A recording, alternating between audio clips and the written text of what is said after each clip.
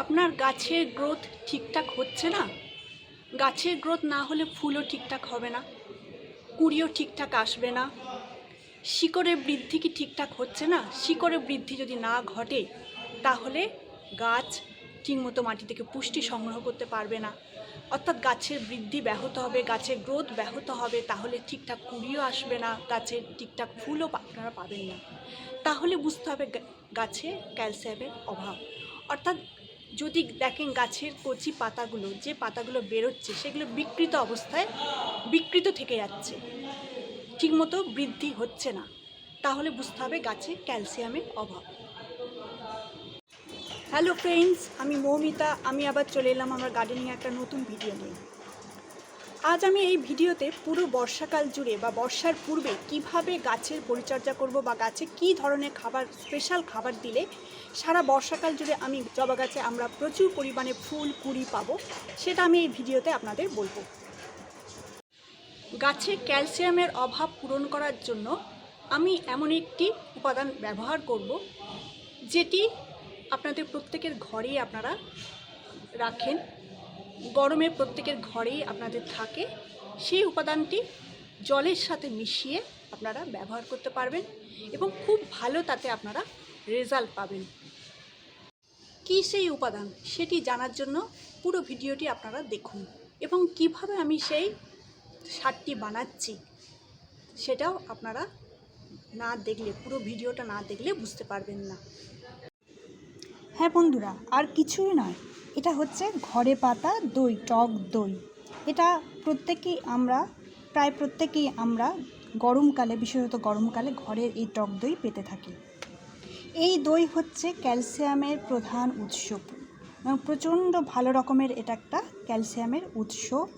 এতে আমরা সবাই জানি উপকারী ব্যাকটেরিয়া, ল্যাক্টোব্যাসিলাস ব্যাকটেরিয়া থাকে।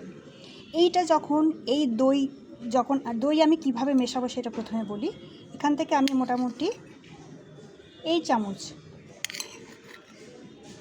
এটা একটা ছোট চামচ, ছোট চায়ের চামচ, এই চামচে 1 চামচ দই, এখানে আমি 1 লিটার জল নিয়েছি।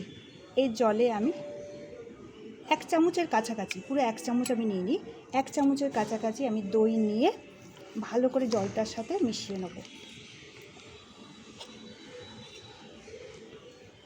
ভালো করে আমি জলের সাথে মিশিয়ে নেব এই দইটাকে।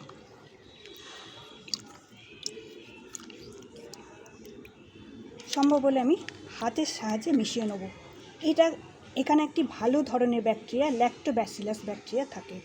এটা যখন গাছের মাটির সাথে মেশে তখন ভালো ব্যাকটেরিয়া তৈরি করতে এটি সাহায্য করে, অর্থাৎ মাটির উর্বরতাও সেই সঙ্গে বৃদ্ধি করতে সাহায্য করে, শিকড়ে বৃদ্ধি করতে সাহায্য করে, গাছের বৃদ্ধি করতে সাহায্য করে এই ক্যালসিয়াম। অর্থাৎ এই দইয়ের ঘোল, এক কথায় আমি যেটাকে ঘোল বলবো, এই ঘোল যদি আমি গাছের সাথে মেশাই তাহলে গাছে ক্যালসিয়ামের অভাব হবে না, গাছে ক্যালসিয়ামের অভাব পূরণ হবে। এইভাবে ওই 1 লিটার ঘোলটাকে আমি আরও 1 লিটার জলের সাথে মেশালাম, অর্থাৎ আরও লঘু করলাম।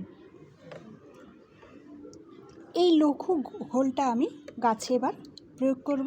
গাছে আমি 1 মাস অন্তর এটা আমি প্রয়োগ করতে পারি। এই গরমে আমি 1 মাস অন্তর এটা আমি প্রয়োগ করতে পারি। কিন্তু একটা জিনিস খেয়াল রাখবেন, বর্ষাকালে যখন প্রচণ্ড বৃষ্টি হবে, রেগুলার বৃষ্টি হবে, তখন কিন্তু এটি আপনারা প্রয়োগ করবেন না।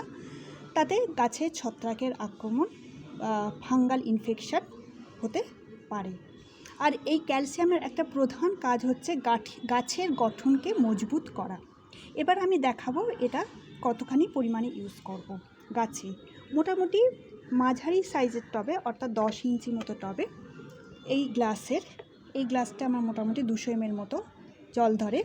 এই গ্লাসের আমি 1 গ্লাস আমি প্রয়োগ করব। যে কোনো গাছে আমি এটা প্রয়োগ করতে পারি, সে জবা গাছই হোক বা অন্যান্য ফুলের গাছই হোক। আর তার চেয়ে ছোটো টবে একটু কম পরিমাণে, অর্থাৎ এটি মোটামুটি 100 ml মতো আমি এটা প্রয়োগ করব, অর্থাৎ প্রায় হাফ গ্লাস মতো এটা আমি প্রয়োগ করব। আর তার চেয়ে বড় টবে, অর্থাৎ 12 ইঞ্চি বা তার চেয়ে বড় টবে আমি প্রায় 1.5 গ্লাস, এই গ্লাসে 1.5 গ্লাস বা তারও একটু বেশি আমি প্রয়োগ করতে পারি।